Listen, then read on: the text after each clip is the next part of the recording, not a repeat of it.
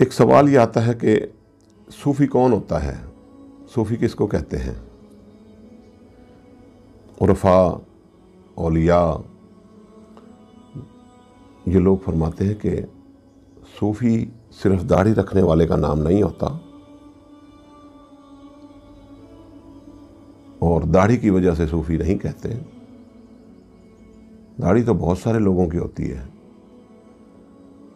صوفی اسے کہتے ہیں جس کے دل سے جنت کا لالچ بھی نکل جائے اور جہنم کا خوف بھی نکل جائے، اور وہ ایسی حالت میں عبادت کرے کہ نہ اسے جنت کا لالچ ہو اور نہ ہی اسے جہنم کا خوف ہو۔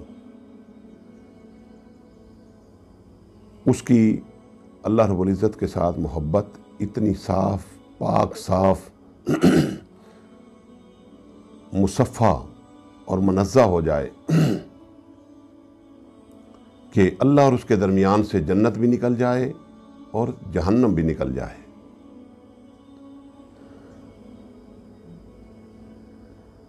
حضرت ممشاد رحمۃ اللہ تعالیٰ علیہ کی ایک بات سامنے آتی ہے۔ آپ بہت بڑے بزرگ گزرے ہیں، بیمار ہو گئے، اور اس وقت کے جو اولیاء کرام تھے آپ کے ہم اثر، وہ آپ کی عیادت کے لیے تشریف لائے، اور ابھی وہ آپ کے پاس بیٹھے ہیں، آپ لیٹے ہوئے ہیں، تو انہوں نے دعا کی کہ باری تعالیٰ اس حضرت ممشاد رضی اللہ تعالیٰ نے آپ کے دین کی، شریعت کی بڑی خدمت کی ہے، ان کو جنت میں اونچے محلات عطا فرمانا۔ بس انہوں نے یہ دعا کی اور آپ کی آنکھوں سے آنسو جاری ہو گئے۔ پوچھا کہ حضور آپ کیوں رو رہے ہیں؟ فرمایا کیا تم نے میرے لیے یہ کیا دعا کر دی؟ حضور آپ کے لیے جنت کے اونچے محلات طلب کیے ہیں اللہ رب العزت سے، دنیا ماری ماری پھرتی ہے انہی کے لیے۔ آپ نے فرمایا کہ اللہ کی عزت کی قسم، اللہ رب العزت فرشتوں کے ذریعے روزانہ جنت کو بنا سنوار کے میرے سامنے کرتا ہے، لیکن میں اسے کبھی بھی آنکھ اٹھا کر نہیں دیکھتا۔ انہوں نے پوچھا کہ حضور کیوں نہیں دیکھتے پھر؟ آپ نے فرمایا کہ میں جنت کو نہیں چاہتا، جنت والے کو چاہتا ہوں۔ میں جنت والے کے لیے کرتا ہوں جو کچھ بھی کرتا ہوں۔ اب اس میں ایک چیز رہ جاتی ہے، وہ میں عرض کرتا چلوں کہ یہ ہر شخص کے لیے ایک الگ حکم ہوتا ہے۔ اسی طرح رابعہ بصری رضی اللہ تعالیٰ عنہ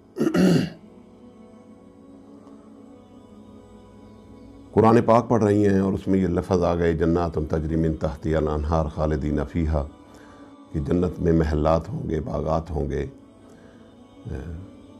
تو دل میں خیال آیا کہ باری تعالیٰ ایک محل ایسا میرا بھی ہو کہ جس میں نہریں چلتی ہوں، باغات ہوں، ایک محل ایسا میرا بھی ہو جائے۔ بس اتنا دل میں خیال آنا تھا، القاء ہوا دل پر۔ فرمایا رابعہ تو بھی جنت کو چاہتی ہے؟ بس آپ کی زور سے چیخ نکلی اور بے ہوش ہو کر گر پڑی، قرآن پاک کی تلاوت کرتے کرتے ہی بے ہوش ہو گئیں، اور جب آپ کو ہوش آیا تو معافی مانگنے لگی کہ باری تعالیٰ معاف کر دے، غلطی ہو گئی۔ اب غلطی کیا تھی اس میں؟ کیا جنت کو مانگنا غلطی ہے؟ نہیں، لیکن ہر ایک کے لیے ایک الگ حکم ہے۔ کسی جگہ یہ ترغیب دی گئی ہے کہ اتنا پڑھ لو تو اتنا ثواب ہے،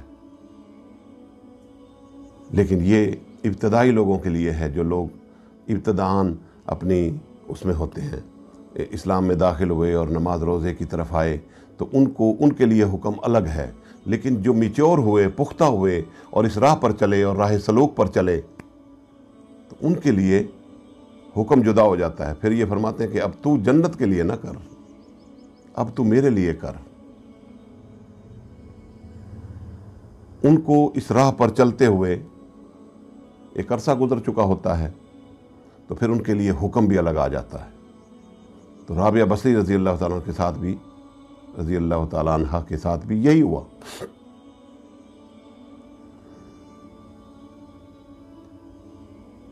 ایک کام جو ہے وہ کسی شخص کے لیے باعث عزت ہوتا ہے اور وہی کام کسی دوسرے شخص کے لیے باعث ذلت بھی ہوتا ہے۔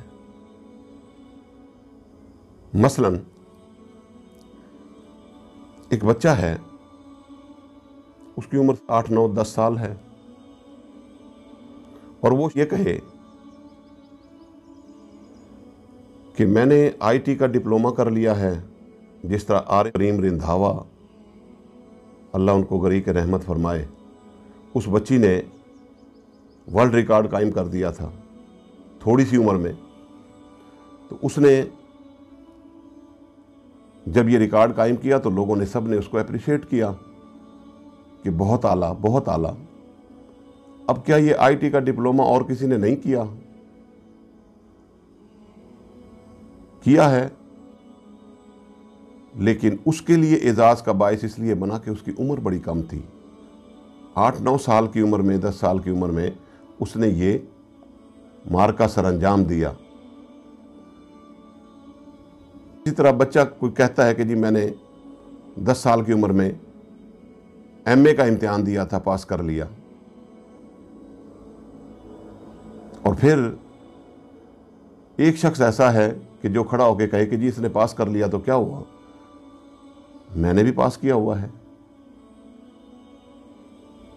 تو لوگ کہیں گے، اسے تو اپریشیٹ کریں گے، لیکن دوسرے شخص کو یہ کہیں گے کہ تو نے 50 سال کی عمر میں کیا ہے۔ وہی چیز اس کے لیے، وہ ایم اے کرنا، وہ اس کے لیے باعث ذلت ہو جائے گی اور اس بچے کے لیے باعث عزت ہو جائے گی۔ ایک ہی شے، ایک ہی چیز۔ بس اسی طرح یہ جنت کا چاہنا یہ ہمارے لیے ٹھیک ہے، ہمارے اوپر تنبیہ نہیں آئے گی، کیونکہ ہمارا سٹیٹس نیچا ہے۔ جن لوگوں کا سٹیٹس اونچا ہو گیا، وہ لوگ جب جنت کی طرف جائیں گے تو اللہ رب العزت فرمائے گا کہ اے بندے تو بھی، اے رابعہ تو بھی جنت کی طرف۔ تو جو لوگ اونچے درجے پر فائز ہو جاتے ہیں ان کے اندر اخلاص بڑھ جاتا ہے۔ اب دیکھیں نا، جو حضرت ممشاد رضی اللہ تعالیٰ کے پاس جو لوگ آئے وہ بھی تو اللہ کے ولی ہی تھے، وہ بھی اللہ کے ولی تھے اور آپ بھی اللہ کے ولی تھے، لیکن سٹیٹس میں بڑا فرق تھا۔ آپ کے پاس اخلاص زیادہ تھا، ان کے پاس اخلاص کم تھا، یہ فرق تھا۔ میرے مرشد کریم حضور سیدنا چادر والی سرکار رحمۃ اللہ تعالیٰ علیہ اکثر فرماتے تھے کہ یہ جو علماء کرام اور نعت خوان حضرات یہ جو مکا کر کے اور اپنے اس کی اجرت مکا لیتے ہیں کہ جی میں خطاب کروں گا تو اتنے پیسے لوں گا، میں یہ نعتیں پڑھوں گا تو اتنے پیسے لوں گا، تو فرمایا یہ ٹھیک نہیں ہے۔ یہ لوگ، ان لوگوں کا حال ایسا ہی ہے جیسے کوئی ہیرے دے کر اور کوڈیاں لے گیا۔ اس نے دیے ہیرے، قرآن سنایا، حدیث سنائی علماء کرام نے، اور کسی نے نعت سنائی، حضور کی تعریف کی، لوگوں کو وجد آیا، کیف آیا، تو دیے تو ہیرے اور لے کر کیا گئے؟ یہ دنیا کی کمائی لے کر کیا گئے؟ کتنے دن چلے گی؟ اللہ اکبر کبیرہ۔ فرمایا ہیرے دے کر کوڈیاں لے گئے۔ فرمایا اس طمع سے گزر جا، اس لالچ سے گزر جا، جو کرنا ہے اللہ کے لیے کر، رسول صلی اللہ علیہ وسلم کے لیے کر، للہیت آئے تیرے اندر۔ نعت جب بھی پڑھے حضور علیہ الصلوۃ والسلام کی خوشی کے لیے پڑھے، خطاب کرنے کے لیے جائے تو اللہ اور اس کے رسول کی خوشی ہو کہ میں صرف ان کے لیے کر رہا ہوں، کوئی ذاتی طمع اور کوئی لالچ پیش نظر نہیں ہے۔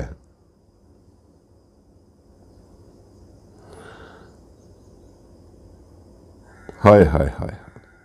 حضور شیخ الاسلام ڈاکٹر محمد طاہر القادری صاحب مدہ ذلہ العالی، آپ بہت اچھی بات فرماتے ہیں۔ فرماتے کہ اخلاص کبھی مانگتا نہیں، اور جو مانگتا ہے وہ اخلاص نہیں، کاروبار ہے۔